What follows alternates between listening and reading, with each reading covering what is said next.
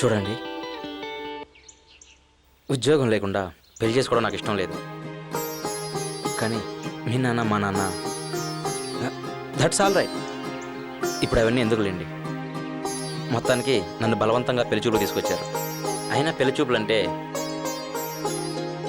అందమైన ఆడపిల్లను చూడొచ్చు కదా అని సరదాగా వచ్చాను. అఫ్కోర్స్ మీరు చాలా అందంగా ఉన్నారు. తీరా చూస్తే మీరు ఇంటర్వ్యూ మొదలుపెట్టారు. చూడండి, మీకు వంట వచ్చా, వార్పు వచ్చా, అల్లికలు వచ్చా, ముగ్గులేయటం వచ్చా అని తెగమక పెట్టగా చాలా ఈజీ క్వశ్చన్లు వేయండి ప్లీజ్. అయ్యో రామచంద్ర, మీరు చాలా సరదాగా మాట్లాడతారండి. మీరు కూడా అనేసారా? మా వాళ్ళు కూడా ఇప్పుడు ఇదే మాట అంటారండి. సరదాగా మాట్లాడడం వరకేనా, లేదంటే ఇంకేమైనా సరదాలున్నాయా మీకు? సరదాలా అంటే?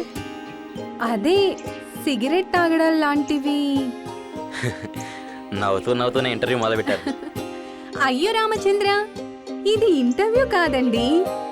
నా కాబోయే భర్త ఇలా ఉండాలని నాకు కొన్ని కోరికలున్నాయి. అవి మీకు ఇష్టమైతే మిమ్మల్ని పెళ్లి చేసుకోవడానికి నాకే అభ్యంతరం లేదు. లేకపోతే మిమ్మల్ని కాదు కదా, అసలు ఎవరిని పెళ్లి చేసుకోను. Very interesting. మీ కోరికలు అంటే చెప్పండి. మీరు సిగరెట్ తాగకూడదు. సిగరెట్లా? అఫ్కోర్స్ నాకు సిగరెట్ తాగే అలవాటు ఉంది. అయినా మీ కోరిక మంచిదే కాబట్టి మానేయడానికి ప్రయత్నిస్తా. మీరు మందు మరెటువంటివి కూడా తీసుకోకూడదు. నాకు అలవాటు లేదు, కానీ మనుషులు బాధలు మర్చిపోవడం కోసం తాగుతారు.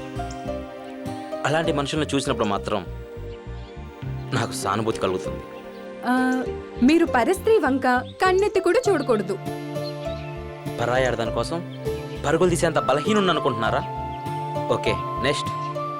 అయ్యో రామచంద్ర, ఇలా మాట్లాడి మీ మనసును బాధ పెట్టుంటే నన్ను క్షమించండి.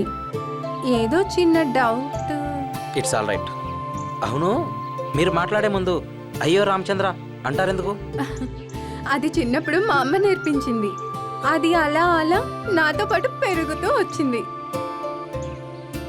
ఓకే ఓకే, అలా పలకటం మీకు చాలా పుణ్యం. నాకు ఎటువంటి అభ్యంతరం లేదు. మీ కోరిక లిస్ట్ అయిపోయిందా? ఇంకేమైనా ఉందా? చివరి కోరిక ఒకటి ఉంది. మీరు మగవారన్న అహంకారంతో ఎప్పుడూ నన్ను కొట్టకూడదు. అయ్యో రామచంద్ర, ఎందుకలా నవ్వుతున్నారు? అడగకూడని ప్రశ్న ఏమైనా అడిగానా? పెళ్లి కాని ఆడపిల్లకు ఇలాంటి కోరికలు ఉండకూడదా? ఉండొచ్చు, కానీ మగవారు మీరు భయపడేంతగా ప్రవర్తించరే.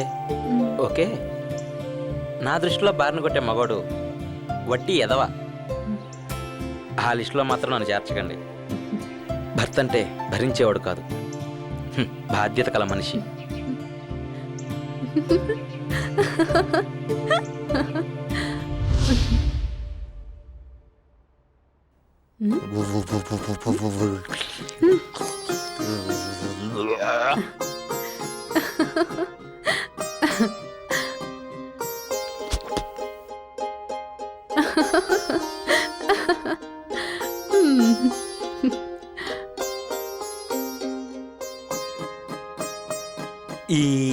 ఇప్పుడు చూడు ఎంత ఫ్రెష్గా ఉన్నానో.